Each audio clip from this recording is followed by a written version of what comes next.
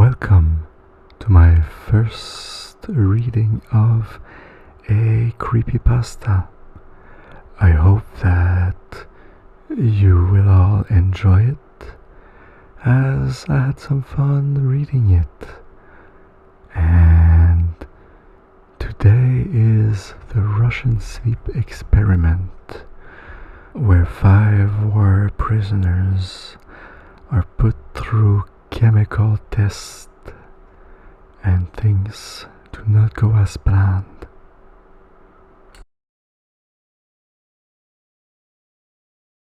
The Russian sleep experiment. Russian researchers in the late 1940s kept 5 people awake for 15 days using an experimental gas-based stimulant.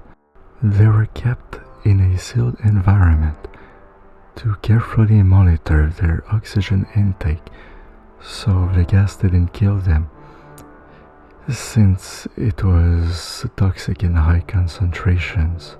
This was before closed-circuit cameras, so they had only microphones and 5-inch thick glass porthole-sized windows into the chamber to monitor them.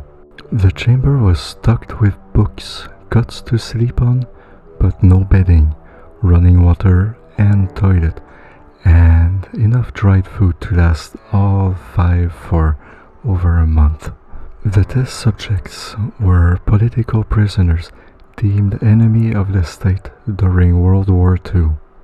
Everything was fine for the first 5 days. The subjects hardly complained, having been promised falsely that they would be freed if they submitted to the tests and did not sleep for 30 days. Their conversations and activities were monitored, and it was noted that they continued to talk about increasingly dramatic incidents in their past, and the general tone of their conversations took on a darker aspect after the 4-day mark.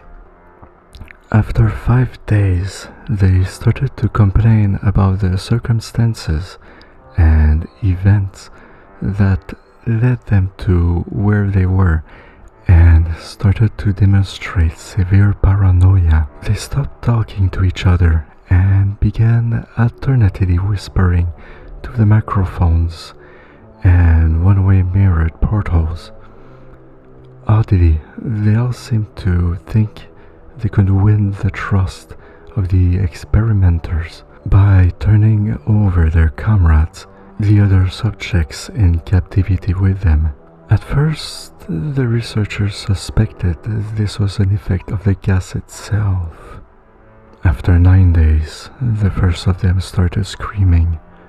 He ran the length of the chamber repeatedly, yelling at the top of his lungs for 3 hours straight. He continued attempting to scream, but was only able to produce occasional squeaks. The researchers postulated that he had physically torn his vocal cords. The most surprising thing about this behavior is how the other captives reacted to it, or rather didn't react to it. They continued whispering to the microphones until the second of the captives started to scream. The 2 non-screaming captives took the books apart, smeared pages after pages with their own feces, and pasted them calmly over the glass portholes. The screaming promptly stopped, so did the whispering to the microphones. After 3 more days passed, the researchers checked the microphones hourly to make sure they were working, since they thought it impossible that no sound could be coming with 5 people inside. In fact, it was the amount of oxygen 5 people would consume at a very heavy level of strenuous exercise. On the morning of the 14th day, The researchers did something they said they would not do to get a reaction from the captives. They used the intercom inside the chamber, hoping to provoke any response from the captives they were afraid were either dead or vegetables. They announced, "We are opening the chamber to test the microphones. Step away from the door and lie flat on the floor or you will be shot. Compliance will earn one of you your immediate freedom." To their surprise, they heard a single phrase in a calm voice response, "We no longer want to be freed." Debate broke out among the researchers and the military forces funding the research. Unable to provoke any more response using the intercom, it was finally decided to open the chamber at midnight on the 15th day. The chamber was flushed of the stimulant gas and filled with fresh air, and immediately voices from the microphones began to object. 3 different voices began begging, as if pleading for the life of loved ones, to turn the gas back on. The chamber was opened and soldiers sent in to retrieve the test subjects. They began to scream louder than ever, and so did the soldiers when they saw what was inside. 4 of the 5 subjects were still alive, although no one could rightly call the state that any of them in life. The food rations past day 5 had not been so much as touched. There were chunks of meat from the dead test subjects' thighs and chest stuffed into the drain in the center of the chamber, blocking the drain and allowing 4 inches of water to accumulate on the floor. Precisely how much of the water on the floor was actually blood was never determined. All 4 surviving test subjects also had large portions of muscle and skin torn away from their bodies. The destruction of flesh and exposed bone on their fingertips indicated that the wounds were inflicted by hand, not with teeth as the researchers initially thought. Closer examination of the position and angles of the wounds indicated that most, if not all of them, were self-inflicted.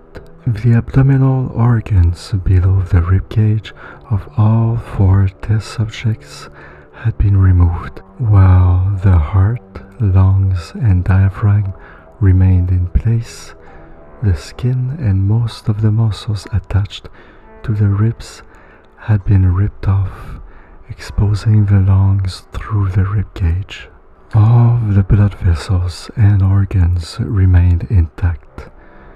They had just been taken out and laid on the floor, fanning out around the eviscerated but still living bodies of the subjects. The digestive tract of all 4 could be seen to be working, digesting food. It quickly became apparent that what they were digesting was their own flesh that they had ripped off and eaten over the course of days. Most of the soldiers were Russian special operatives at the facility, but still many refused to return to the chamber to remove the test subjects. They continued to scream to be left in the chamber and alternately begged and demanded that the gas be turned back on lest they fall asleep. To everyone's surprise, the test subjects put up a fierce fight in the process of being removed from the chamber. One of the Russian soldiers died from having his throat ripped out. Another was gravely injured by having his testicles ripped off and an artery in his leg severed by one of the subject's teeth. Another 5 other soldiers lost their lives, if you count ones that committed suicide in the weeks following the incident. In the struggle, one of the 4 living subjects had his spleen ruptured and he bled out almost immediately. The medical researchers attempted to sedate him, but this proved impossible. He was injected with more than 10 times the human dose of a morphine derivative and still fought like a cornered animal, breaking in the ribs and arm of one doctor. When his heart was seen to beat for a full 2 minutes after he had bled out, to the point there was more air in his vascular system than blood. Even after it stopped, he continued to scream and flail for another 3 minutes, struggling to attack anyone in reach and just repeating the word more over and over, weaker and weaker, until he finally fell silent. The surviving 3 test subjects were heavily restrained and moved to a medical facility. The 2 with intact vocal cords continuously begging for the gas, demanding to be kept awake. The most injured of the 3 was taken to the only surgical operating room that the facility had. In the process of preparing the subject to have his organ placed back within his body, it was found that he was effectively immune to the sedative they had given him to prepare him for the surgery. He fought furiously against his restraints when the anesthetic gas was brought out to put him under. He managed to tear most of the way through a 4-inch wide leather strap on one wrist, even though the weight of a 200-pound soldier holding that wrist as well. It took only a little more anesthetic than normal to put him under, and the instant his eyelids fluttered and closed, his heart stopped. In the autopsy of the test subject that died on the operating table, it was found that his blood had triple the normal level of oxygen. His muscles that were still attached to his skeleton were badly torn, and he had broken 9 bones in his struggle to not be subdued. Most of them were from the force his own muscles had exerted on them. The second survivor had been the first of the group of 5 to start screaming. His vocal cords destroyed, he was unable to beg or object the surgery, and he only reacted by shaking his head violently in disapproval when the anesthetic gas was brought near him. He shook his head yes when someone suggested, reluctantly, they tried the surgery without anesthetic, and did not react for the entire 6-hour procedure of replacing his abdominal organs and attempting to cover them with what remained of his skin. The surgeon presiding stated repeatedly that it should not be medically possible for the patient to still be alive. One terrified nurse assisting the surgery stated that she had seen the patient's mouth curl into a smile several times whenever his eyes met hers. When the surgery ended, the subject looked at the surgeon and began to wheeze loudly, attempting to talk while struggling.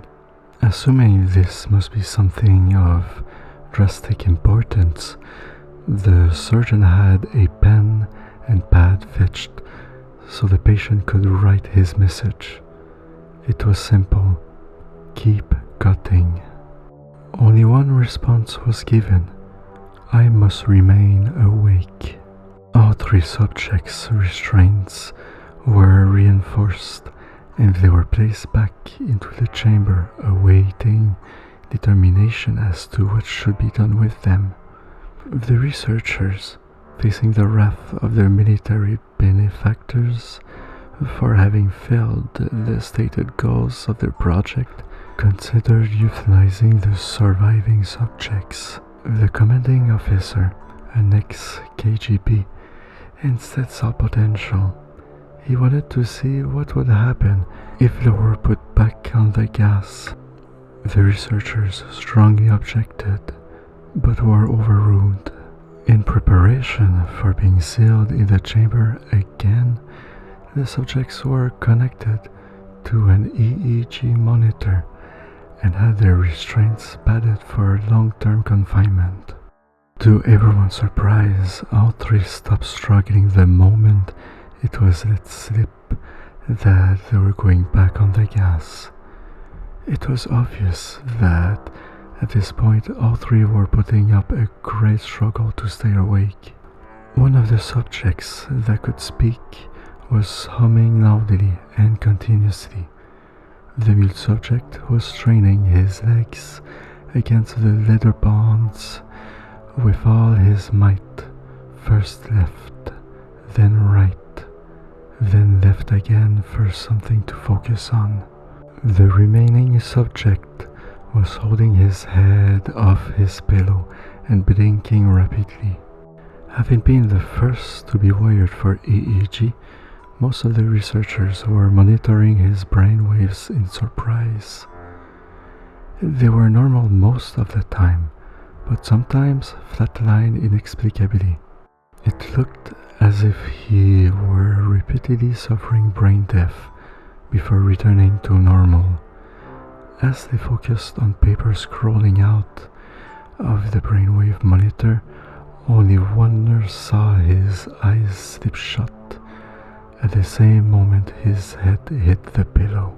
His brainwaves immediately changed to that of deep sleep, then flattened for the last time as his heart simultaneously stopped.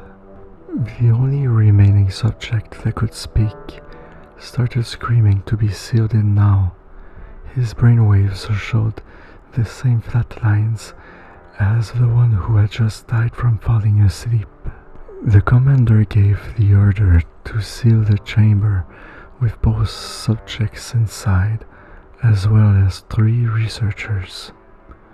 One of the named 3 immediately drew his gun and shot the commander point blank between the eyes, then turned the gun on the mute subject and blew his brains out as well. He pointed his gun at the remaining subject, still restrained to a bed, as the remaining members of the medical team fled the room. "I won't be locked in here with these things, not with you," he screamed at the man strapped to the table. "What are you?" he demanded. "I must know." The subject smiled. "Have you forgotten so easily?" the subject asked. "We are you. We are the madness that lurks within you all, begging to be free at every moment in your deepest animal mind. We are what you hide from in your beds every night. We are what you sedate into silence and paralysis when you go to the nocturnal heaven where we cannot tread." The researcher paused, then aimed at the subject's heart and fired. The EEG flatlined as the subject weakly choked out, so nearly free.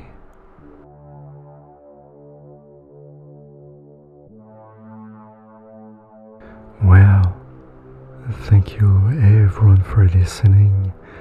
I hope you enjoyed the reading. This was my first creepypasta reading, and well, I think that I may have some things that I can work a bit more on, but you will be the judge on how I did. So, enjoy the night and sweet dreams.